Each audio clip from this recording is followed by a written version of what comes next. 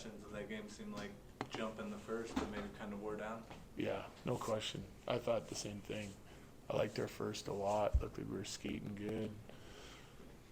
Good things happening, both sides of the rink, but after that it just felt like they wore us down and took over the game someplace middle of the second period on. Was there anything that you specifically didn't like about the power play after the first? Yeah, lots of it. Looked like they were struggling. They struggled last night at times on the entries. Looked like we lacked some speed there, and then everything kind of deteriorated from there, in my opinion. Like this 2 nights in a row, it hasn't been real sharp. Creates a look or two, but nothing super dangerous. We got to get back to what we've been doing all year. So they talked about it today. We'll talk about it again on Monday. Try to get it turned around. Coach, in your opinion, you guys can string together clumps of wins here, and then we're just talking to Devon. It seems you guys then kind of can hit a little bit of a skid. What's, in your opinion, leading to real up and down play right now?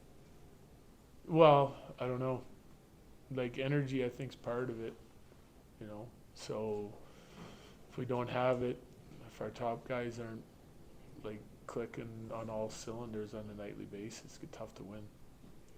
We've talked a lot in the last couple of years about Nate and his efforts in pulling the team to wins. At times he's kind of going through a dry stretch a little bit. Does that compound some of the other issues maybe going on?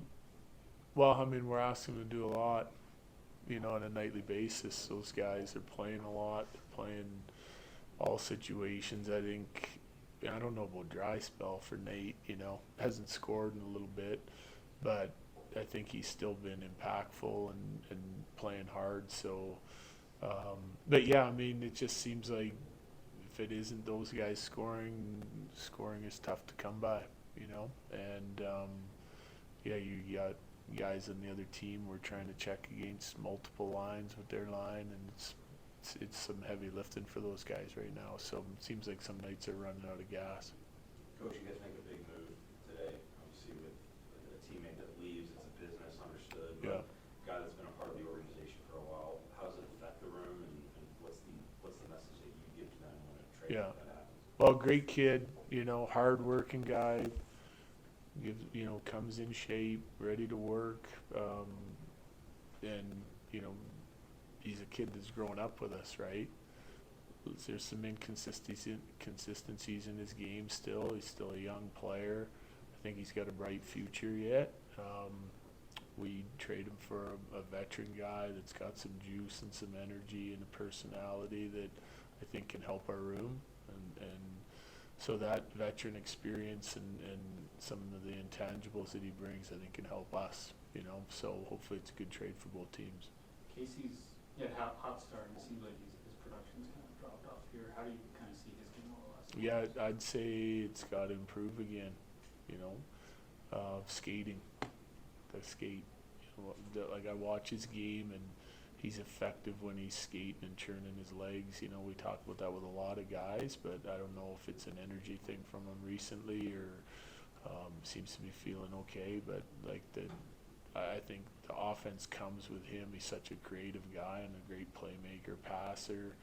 We've talked about him, like getting him in a shot mentality a little bit more, but it starts with him moving his legs and challenging defenders with his legs and with his skating in order to sort of help create some more offense. Any concrete plans to take a look at Wedgwood this upcoming week? Yeah. Hearing you talk about some of the challenges lately, energy, skating, do you look at morale as an issue alongside any of those things? Yeah, I think it can be. I think our guys still believe we can win. They just know it's a difficult task on a nightly basis with some of the opponents that we've been facing. But I think, it's important to get out to a good start. We did that tonight, and looked like we ran out of gas. I mean, it can be frustrating, like when you're going through some of the stuff we're going through. But I think the guys have kept a pretty good focus. They're here to work. They're here to compete hard. We've been doing that.